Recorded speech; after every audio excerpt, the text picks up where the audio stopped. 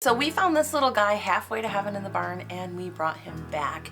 This is something that's pretty common that can happen after goats kid or after they have babies, especially because kidding season is usually in cold weather. So if you've ever wondered why you see pictures of goats in houses or goats in diapers, goats in playpens, or goats being bottle fed, a lot of times it's because of situations like this. This is my second kidding season and it's the second time that I've dealt with a baby goat emergency. So I'm not claiming to be an expert of any kind, but today I'm going to share with you my experiences and how I brought back my baby goats both times. Welcome to Only Goats Farm, where I talk about and share my own homesteading journey. If you are a homesteader yourself and you want to follow along and learn with me, make sure you click that subscribe button, hit that bell notification so you don't miss any future uploads. By the way, we are on our journey to 1,000 subscribers and we are more than halfway there, so thank you to everyone who's already subscribed. Okay, so like I said, 2 kiddings, 2 baby goat emergencies. Both of these emergencies were very similar, so I want to make sure that you know what to look out for when you see this happen, if you see this happen. Last year, I bought a pregnant Nigerian Dwarf. I wasn't sure if she was pregnant, but it seemed like she probably was. She was looking a little like bread dough. February 4th, 2023, it was the coldest day of the year. Temperatures hit below 0. And of course, this was the day that she decided to kid. Oh my God.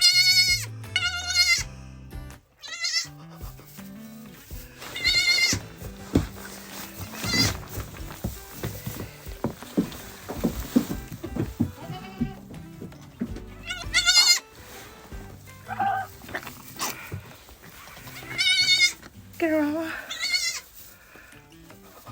Oh, I just have baby goats.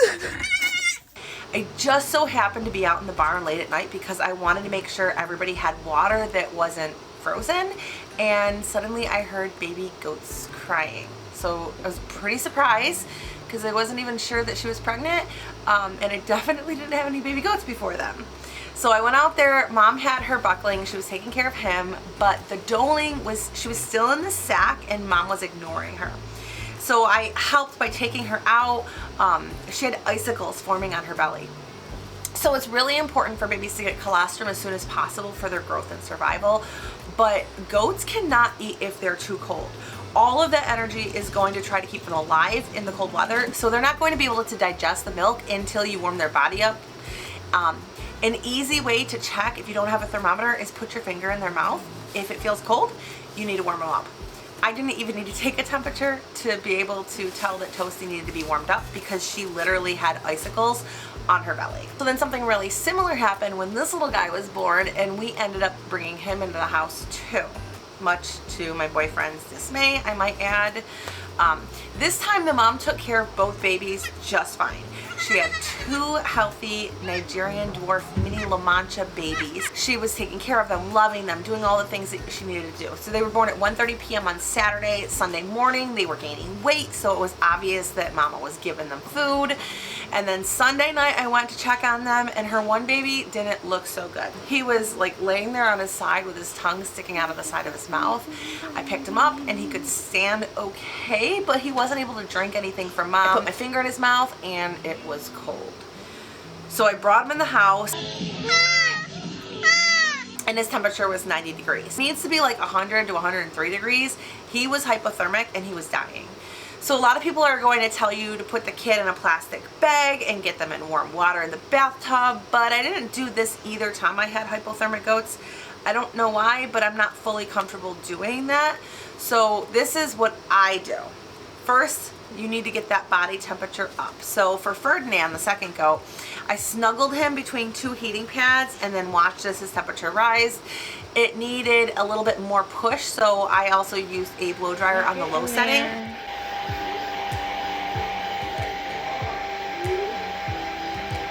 With Toasty, I didn't have heating pads, so I just dried her off with some towels, and then I used the blow dryer to warm her up. So the blow dryer works really, really good. Have you ever had a baby goat that needed a little TLC after kidding? What method do you use to warm your hypothermic goat up? Honestly, I feel like the hairdryer works better than the heating pads, but it was nice having the heating pads there, so he had a nice little snuggle mat.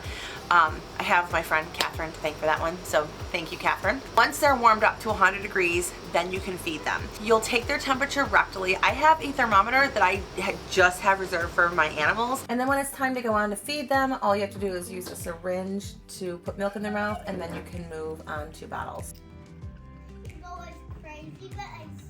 So you can use these nipples here. You can get them from Tractor Supply or probably any other farm store.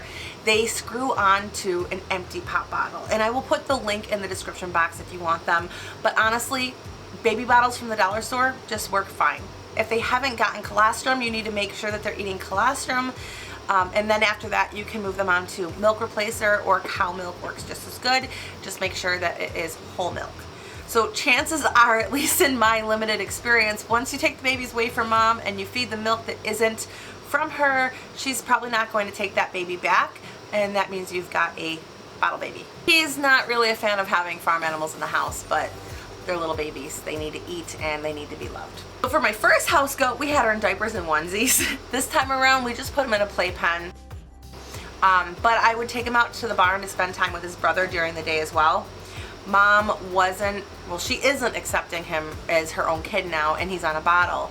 But when I go down there, I can hold Mama so that he can nurse off of her, because I want her milk supply to increase as well. So if I've got 2 kids, it's better than 1.